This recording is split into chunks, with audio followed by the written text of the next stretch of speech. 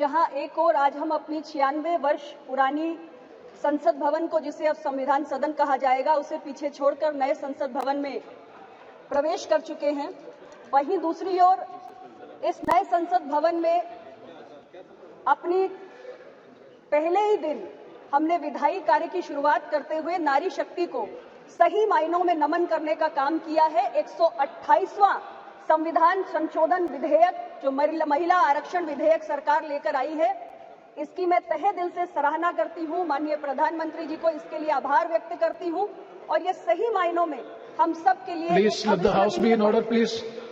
सभापति महोदय, भारत दुनिया का सबसे ज्यादा आबादी वाला देश है और 142 करोड़ की आबादी में 70 करोड़ की आबादी महिलाओं की है।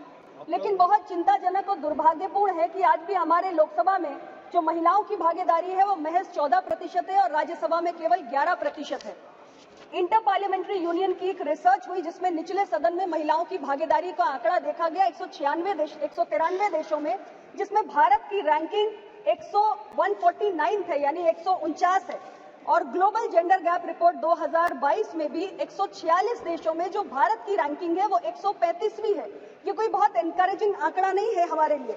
और सरकार के तमाम आर्थिक सर्वेक्षण भी बताते हैं कि हमारे राज्य की विधानसभाओं से लेकर हमारे देश की लोकसभा में, देश की संसद में महिलाओं की भागीदारी बहुत कम है और इसलिए महिला आरक्षण विधेयक समय की जरूरत है। और आज ये बड़े दुख की बात है कि छोटे छोटे देश UAE, Cuba, Rwanda, Mexico, Nicaragua, New Zealand, ये वो देश हैं जिन्होंने 50% तक महिलाओं की भागीदारी अपने डेमोक्रेसी में सुनिश्चित कर ली है। और भारत जो कहता है कि दुनिया के सबसे बड़ा लोकतंत्र है, हम अपने यहाँ 50% की अभी तक भागीदारी सुनिश्चित नहीं कर पाए हैं। तो उस दिशा में ये एक महत्वपूर्ण कदम है। और बाबा साहेब अम्बेडकर ने कहा था कि political power is the key to social progress. हमने देखा है कि हमने अर्बन लोकल बॉडीज में, पंचायती राज संस्थाओं में जब अपने देश की महिलाओं को भागीदारी दी तो हमारी महिलाओं ने ग्रामीण क्षेत्रों में, शहरी क्षेत्रों में कितना उल्लेखनीय कार्य करके दिखाया है। और जहां तक मोदी जी की सरकार की बात है तो हमारी सरकार विमेन लेड डेवलपमेंट की बात करती है, यानी कि महिलाएं आगे बढ़ के कैसे देश का नेतृत्व करें, इसकी बात हम करते हैं। तो इसलिए जरूरी है कि जो टॉप मोस्ट डिसीजन मेकिंग है हमारे देश के अंदर, हमारे लेजिस्लेटिव प्रोसेस में और हमारे इंस्टीट्यूशंस में हमारी महिलाओं को लाना बेहद जरूरी है। और उस दृष्टि से ये बिल बहुत ही महत्वपूर्ण है।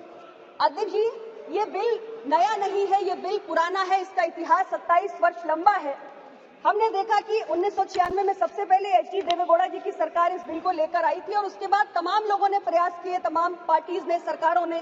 97, 98, 99, 2003 में वाजपेयी जी की एनडीए की सरकार ने प्रयास किया, 2008 और 2010 में यूपीए की सरकार ने प्रयास किया, लेकिन कोई भी सरकार इसे एक लॉजिकल कंक्लूजन तक ले जाने में सफल नहीं हुई। सभी सरकारों ने विफलता का ही सामना किया। उस दृष्टि से मुझे बहुत प्रसन्नता है कि मोदी जी के नेतृत्व की सरकार जब इस विधेयक को लेकर आई है तो हम इसे सफलता तक, अंजाम तक पहुंचाने का काम इस बार करके दिखाएंगे। मैंने विपक्ष के साथियों की चर्चाओं को सुना, उसमें कई विषय सामने आए, जिसमें एक महत्वपूर्ण विषय था इस बिल के तहत जो हमारे पिछड़े समाज से आने वाली महिलाएं हैं उनके लिए अलग से प्रावधान करने का।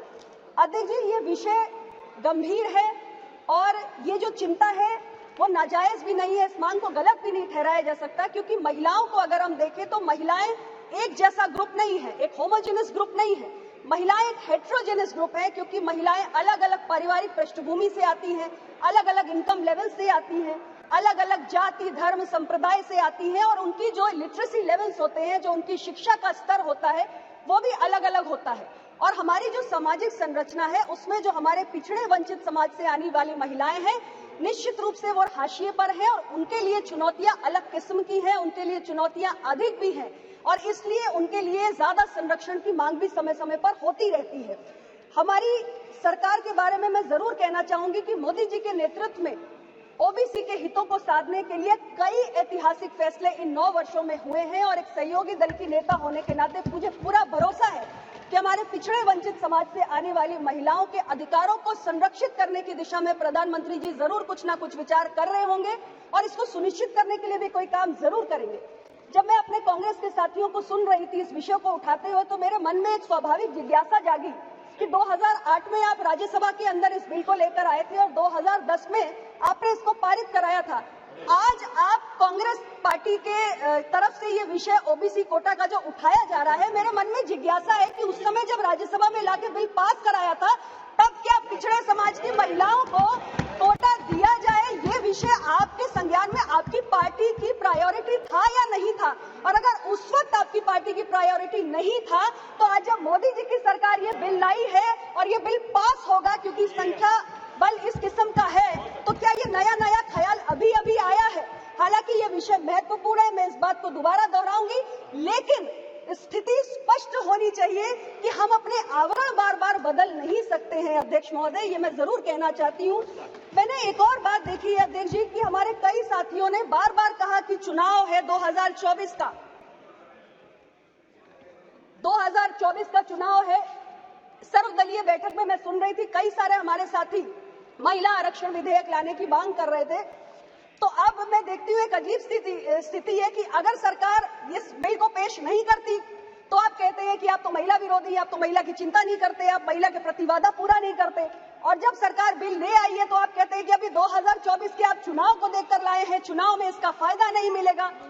अध्यक्ष जी, हर फैसला संसद में बैठकर किसी चुनाव को देखकर नहीं किया जा सकता। आज हमने एक अच्छी शुरुआत की है, हमने एक अच्छी पहल की है, और इसे अगर हमें अंजाम तक पहुंचाना है तो इसकी एक पूरी प्रक्रिया है, उस प्रक्रिया का पालन हमें करना पड़ेगा। हम जानते हैं कि 2011 के आंकड़े हमारे सामने नहीं है। 2001 में हमारी सेंसस हुई, उसके बाद एक लंबे समय तक हमने सेंसस की एक्सरसाइज नहीं करवा पाई है, बीच में कोविड की भी बाधाएं रही। तो हमारे पास जो जनगणना के आंकड़े हैं वो बेहद पुराने हैं, और उसके आधार पे हम डिलिमिटेशन नहीं कर सकते, हम एडिशनल सीट्स जनरेट नहीं कर सकते। इसलिए हमें इस संवैधानिक प्रक्रिया का पालन करना पड़ेगा, और हमें नए सेंसस एक्सरसाइज के साथ डिलिमिटेशन करते हुए एडिशनल सीट्स क्रिएट करनी होंगी, जिसमें हमारी और जो महिलाएं हैं उनको इसमें आने का मौका मिले। और जो आज हम परेशान हैं कि महज लोकसभा में 14% की हमारी महिलाओं की भागीदारी है, वो बड़े हमारे राज्यों के सदन में भी बढ़े। तो ये चिंता जो आपकी है, ये जो बार बार चुनाव को लेकर, मैं यही आग्रह करूंगी कि मैं देख रही हूं कि एक जो सेंस ऑफ द हाउस है कि सभी लोगों का एक मूड भी है कि यह बिल पारित हो, तो इसमें किंतु परंतु नहीं होना चाहिए। ये बिल स्वागत योग्य है, इसको लेकर आपकी कुछ आपत्तियां हो सकती हैं, सरकार उनका ध्यान भी रखेगी, और इसको हम खुले दिल से स्वीकार करते हुए बिना किसी किंतु परंतु के इसको आगे बढ़ाएं, इसको आगे लेकर जाएं। और बाकी सारे जो सेंसस को लेकर या डिलिमिटेशन को लेकर आपकी चिंताएं हैं, उसके आप त्याग दीजिए, सरकार इसकी चिंता कर लेगी।